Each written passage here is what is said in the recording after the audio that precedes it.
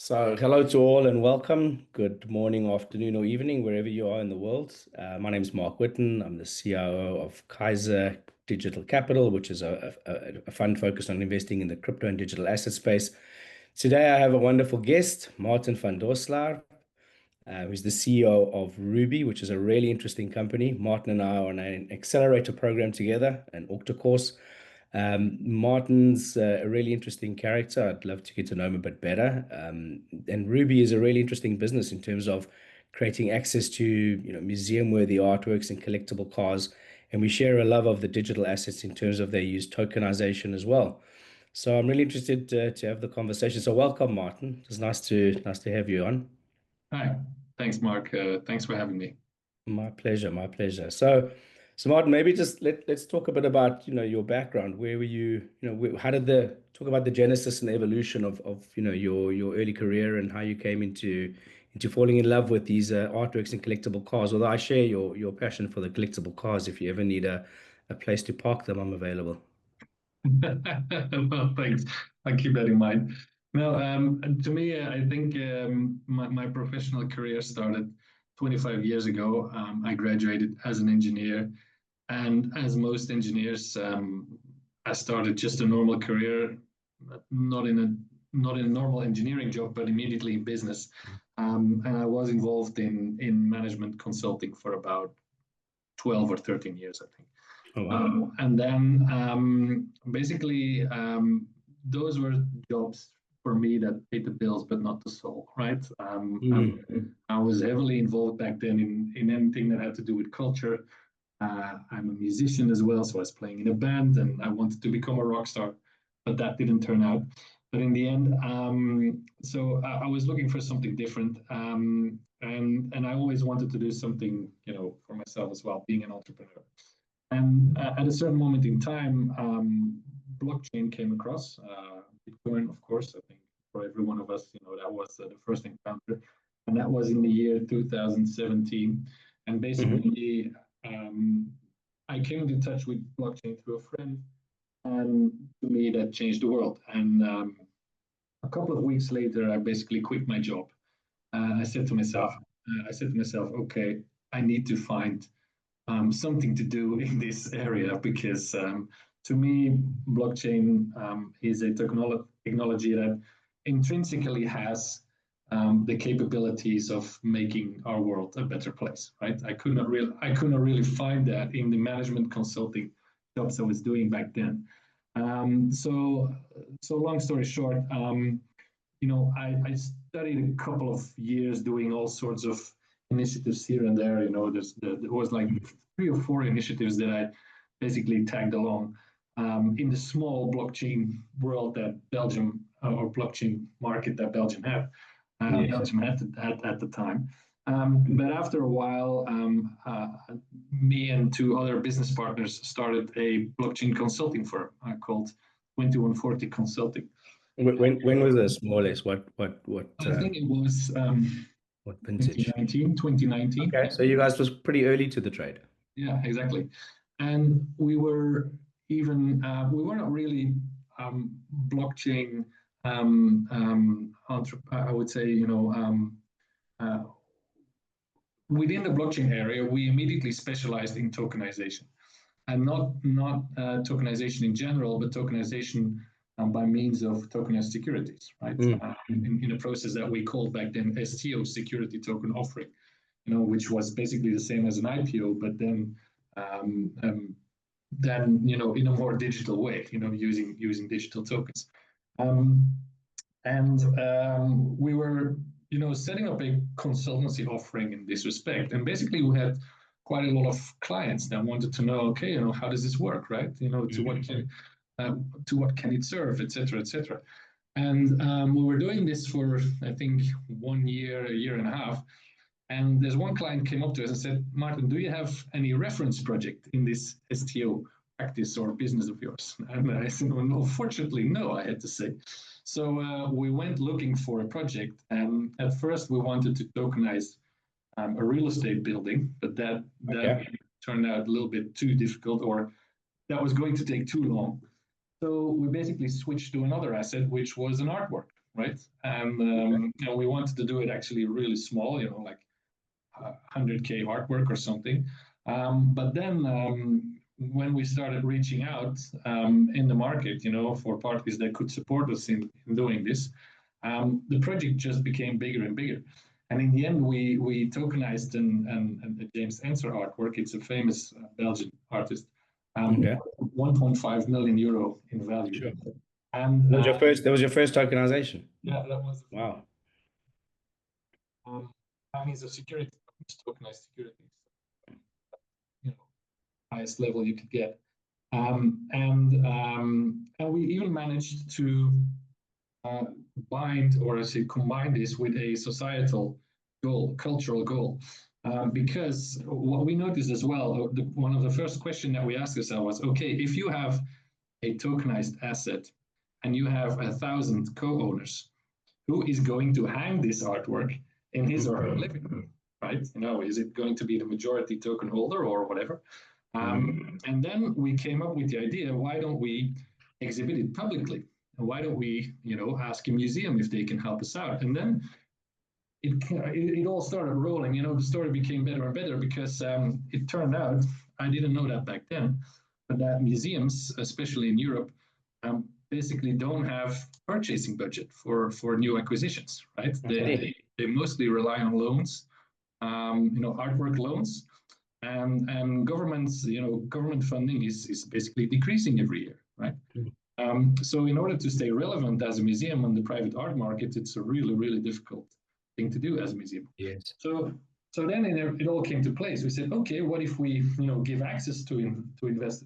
What if we give investors access to investment in a museum-worthy art piece, and at the same time loan this artwork to the museum for a dedicated period of time, so they can expand their collection for free. It was a win-win. And they pay for the insurance and the protection and the maintenance and all of those things. In that case, basically the museum is perceived or has the role as an asset manager, right? Literally. So they indeed, they pay for insurance. And what's a better place than a museum, basically, to store an artwork, but it's not stored; it's permanently exhibited. Yes. And that was also a very good or an interesting idea to further look into regarding an investment thesis, because we found out that it's scientifically, how do you say this? Yes, scientifically yes. Proven that artworks that are exhibited in museums, in public museums, significantly increase in value. Yes. More compared to when artworks are stored in a safe or in a free port, right? Yes. So in the end, so that was our proof of concept, but it was like a reference project for the tokenization consulting business. But then a couple of investors in that artwork, they came to me and they said, Martin, this is such a good story. You should try to make a business out of it. So a year later, we basically stopped, the consulting business, and we fully focused on Ruby, which is now the company it is today. Oh, that's really interesting. And I mean, it's quite unconventional in some ways. There's the more plain vanilla type investments, whether it's equities, fixed income, and then to an extent real estate, and then you start getting what we call alternatives and collectibles. I would say fall into that, but I suppose you're focused more on art and collectible, but you could tokenize anything that's potentially liquid, but that has value. I mean, would you go as far as things like watches or? Yeah, you can. With Ruby specifically, we focus on assets that have that can be exhibited in a museum. We start from the museum first, right? The story is that we go to a museum and we say to a museum, we want to help you out. How can we do that? We bring in private capital, right, to do this. So that is the Ruby story. But regarding your question, basically you can tokenize anything that has a monetary value. We in our tokenization days we had really strange requests, but also very funny ones. I remember a conversation that we had with a American cattle owner. He wanted to tokenize cattle, right? And I thought it was brilliant. He had 1 million cows, representing 1 million tokens. And each time a cow got pregnant, the token doubled in value. It's like a dividend. Yeah. In the end, it did not get to a project, but at least the idea is brilliant. That's really interesting. Yeah. Yeah, I mean, it's from my point of view, when you look at the applications, like you have the small ecosystem, as you say, that is Brussels or the Benelux, and then you can tell taking a look at where there's some significant historic collections, whether it's across France, Italy, to an extent the UK and others. I mean, you could approach some of the bigger museums as well, I suppose, and look to sort of Yeah. tokenize some of their more prominent pieces. Yeah, for sure, for sure. There is lots of ways, that we can turn into. A first one, of course, is trying to make a business out of it. Is go to museums and say, how can we help you? But on the other hand, there is a lot of, things going on in general. Let's say cultural management. For instance, in Europe, there is always more cultural heritage, right? We dig something up and we say, oh, it's cultural heritage. Mm, And on the other hand, there's always less public funding to support or manage it, of course. right? So we're not in a sustainable situation there. So we need to find new ways, to make this sustainable, right? Otherwise, our cultural heritage is basically going nowhere, right? Yeah. So we're thinking about solutions in that respect. Ruby is basically a first approach to do this.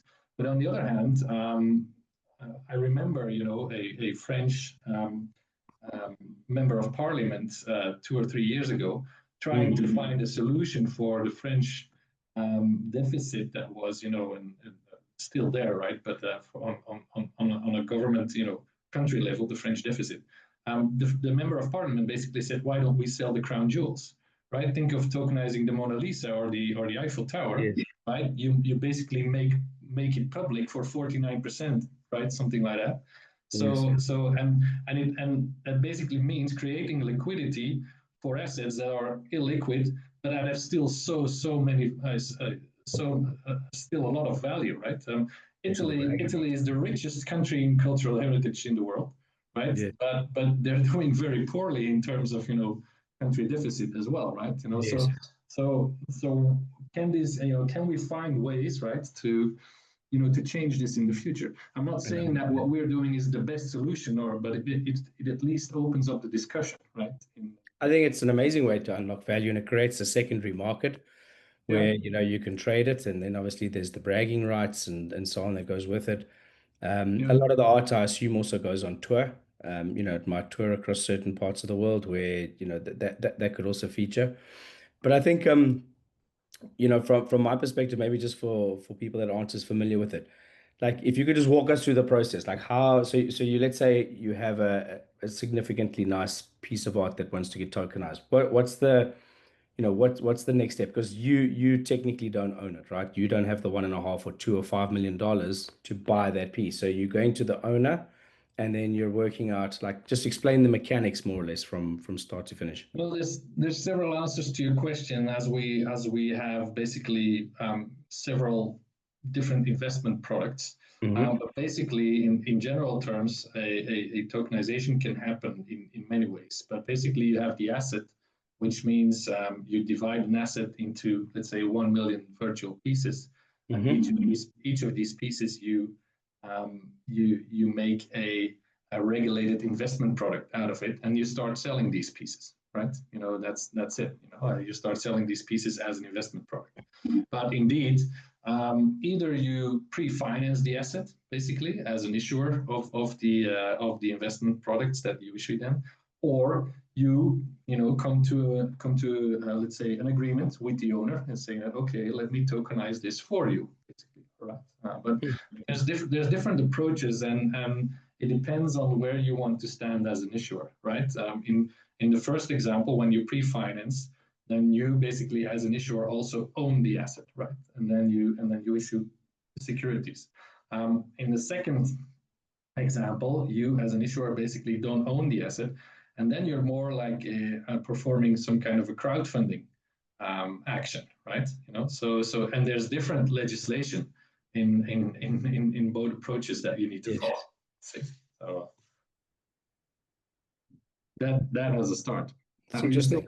And I mean, in terms of building this out, yeah, sorry. Yeah, I heard you perfectly. okay? Um, and in terms of like leveraging the product,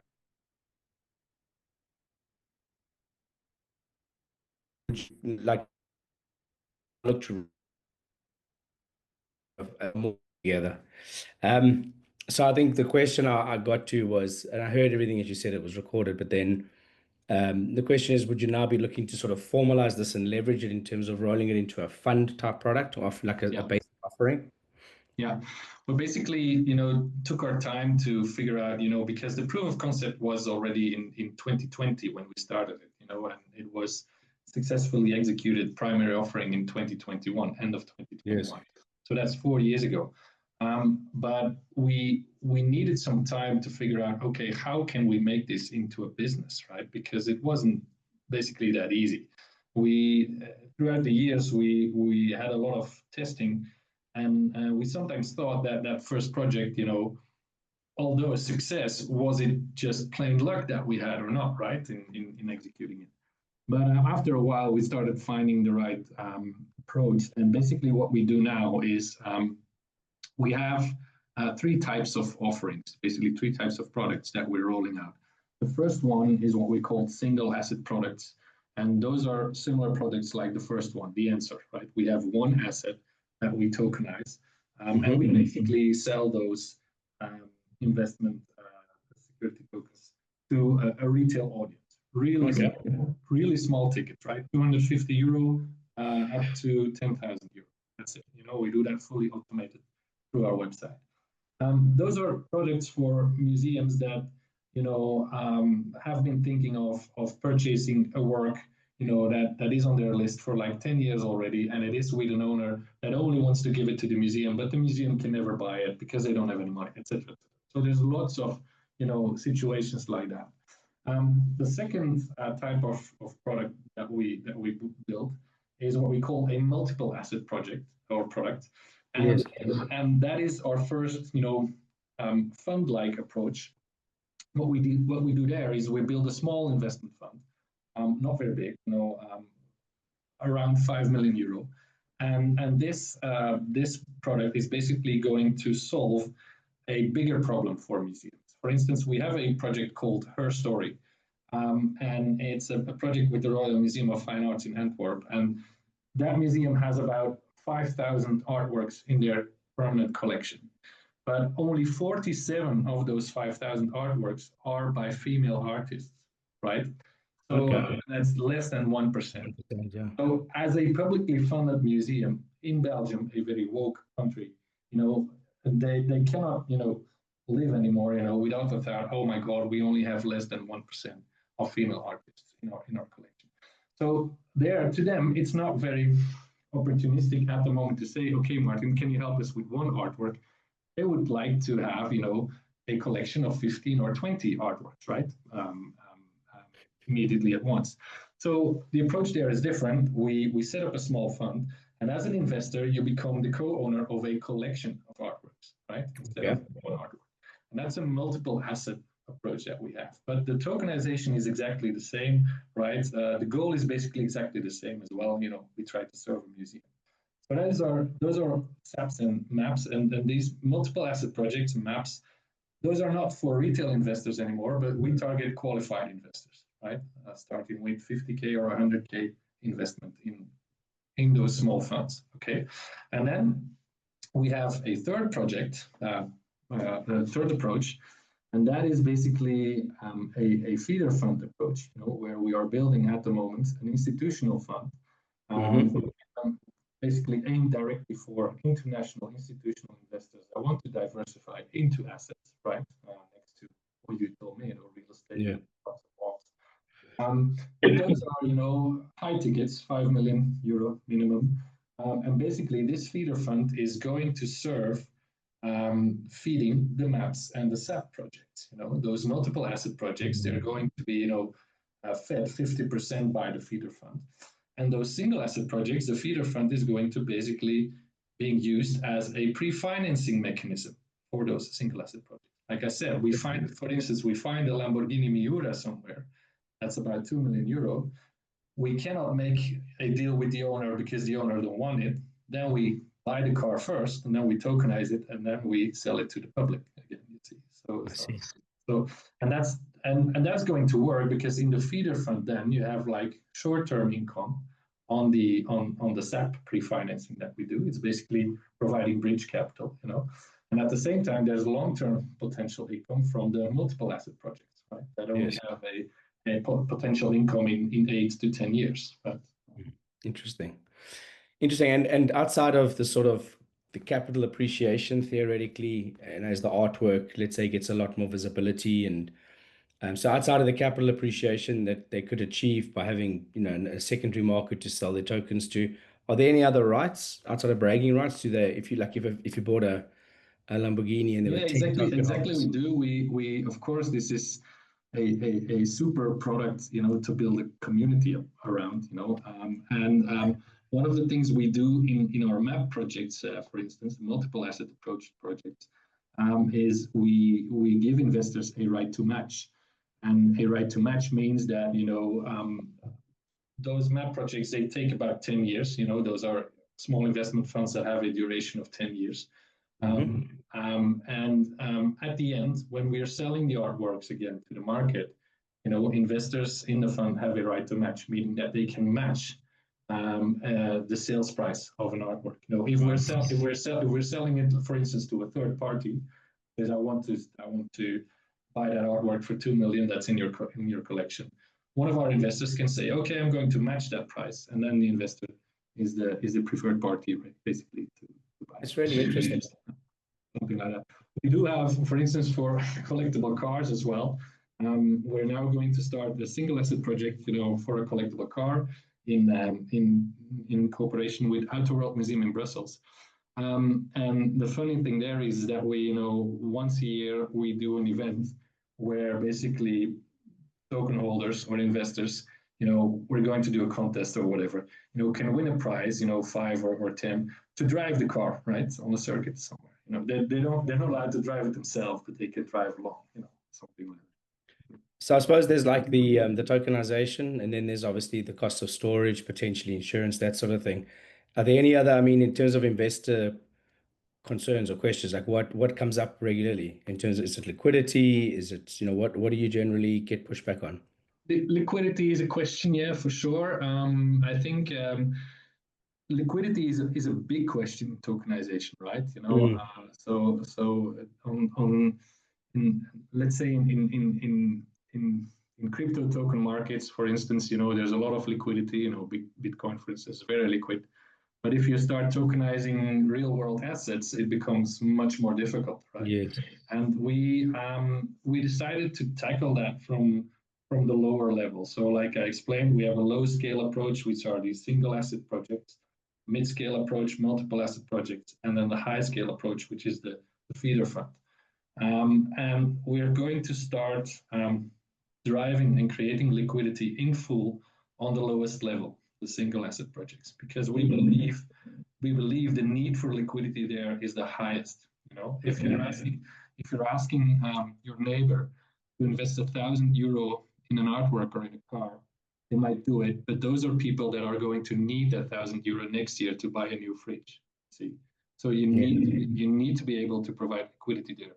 In terms of our targeted qualified investors and institutional investors, they are far more used to invest in products with less liquidity. And there we are basically exploring how we can, for instance, list our tokens as well on, let's say, security token exchanges. There are some that are already being established. In Germany, for instance, you have 21X. In Australia, you have Assetera. So those are, fully regulated, exchanges for security tokens. So we are exploring ways there, although we are not convinced that these parties, have the best business model in. No. Right? But that's a whole other discussion. What we're thinking about, you need to build liquidity from the ground up, and that's how we start doing it with the single asset project, and then start trying to, build upwards. Jeez, well, to me, it's been a really insightful, a really insightful tour of how the fund works, or what the thinking is, and the outlook is. I think the total addressable market is huge. I think there's just so many really amazing collectible, be it artworks and other, other types of collectibles with, not just automobiles, that you could focus on in the future. I haven't. I mean, I've looked at lots of funds and I haven't come across. I've come across an auto fund out of Switzerland, but I haven't come across many. I haven't come across any tokenized funds at this point in time. So I think you guys are definitely have a really strong first mover advantage. When it comes to sort of managing money or making investments, they say it's not really, as I've always said, it's not a job, it's a lifestyle. And it's like your personality has to be very suited to that, what you call your personal reality, right? Exactly. Do you want to give us maybe a little bit of insight into you, the way you think in terms of, why you decided to go down this route, and what makes you so passionate about this? Well, like I said in the beginning, I basically wanted to do something in something cultural, right? My interests lie in basically technology and culture, and I've traveled a lot. I always wanted to explore culture of different people Mm. and peoples, living anywhere in the world. I love technology as well, and I love art and music, right? So in the beginning, when I was, a youngster, I was a drummer in a band, like I said, trying to become a rock star Yeah. and leave a cultural legacy, right? In the end, that didn't turn out, but I didn't want to let go either, right? So it took me a while, before I really found something that made it possible for me, to turn my passion into practice. But in Mm. the end, now I'm feeling very, closely related to what we do because I honestly believe that cultural heritage belongs to us all, right? Whether it's Mm. art or music, and in terms of leaving some sort of legacy, I think this is the best way, that I can serve, I this agree. legacy. Yeah, I agree. I've always found it a bit sad in a way that certain artworks get purchased and then put in a vault somewhere and no one looks Exactly. at them. What's the point of hanging it in? Like, when do you see it? Do you make late night trips down to the vault, to It's have a look it's at it with? it's very strange. To be clear, we don't have anything against private property or privately owned art that's being stored in a vault. It's it's a simple fact of using it as a financial hedge, right? Which Mm. is fine. It works. So why not? And we don't have anything against it. With Ruby, we're just trying to pull those artworks out of that situation, for a period of 10 years until they maybe disappear again in the private market, right? Which is Yeah. fine. Yeah. But if you do this for 100 years, maybe the whole world has, after 100 years, seen all the important artworks that have, that are in the world, today. And if we can pull all of these artworks one time in this 10-year cycle, that would be cool and very great. So, I so agree. I agree. And just the last thing from my side is, where does the name come from? Ruby, well, um, my home country is Belgium, and my home city is Antwerp. And Antwerp is the city where Peter Paul Rubens used to live. It's a very very very famous old master. Mm. And like I said, the proof of concept idea we had first with real estate, but then with an artwork. We basically wanted to tokenize a Rubens artwork, of Peter Paul Rubens. Mm. And Ruby comes from the combination of Rubens and money, right? Ruby, that's it. In the end, it turned out to be a James Ensor artwork. Basically, happy that we didn't choose the name, or we didn't choose the name Ensory, because that's a little bit stupid. But Ruby is a very nice name too. Ah, it's a wonderful name, and it suits what you're going after. Like a ruby is obviously precious, but it's a Exactly. Yeah. very different kind of investment rather than some of Yeah. the others. So Yeah. thanks so much for your time, Martin. It's been really good chatting. I don't know if you have any final thoughts. Um, Visit our website, I would say, and then you can find out more. But no, not really, Mark. I think it's been very nice talking to you. Thanks for really getting to know our products, and especially as well getting to know me and why I'm doing this. I'm not doing this alone, of course. We have a whole team, Mm. Mm. but I'm looking forward as well to dive a little bit further into the Octa Accelerator, Mm. together with you and the other cohort members. And I hope all of us can graduate at the end of January, and we meet each Yeah, other in Dubai, for sure. I think we'll all definitely put the work in to make sure we graduate, right? So Yeah, exactly. just if people wanted to get hold of you, you just say your websites and maybe what's your email address? The website is very easy. It's ruby.be, rubey.be. Mhm. And my email address is Maarten, Maarten @ruby.be. Easy enough. Good. Yeah. Good man. Well, good luck with all of that out there, and I'll let you know if I come across any collectibles that are available for tokenization. Cool, Mark. Thanks a lot. Take Bye. care, mate. Take Cheers. care. Bye. Take care. Cheers. There we go.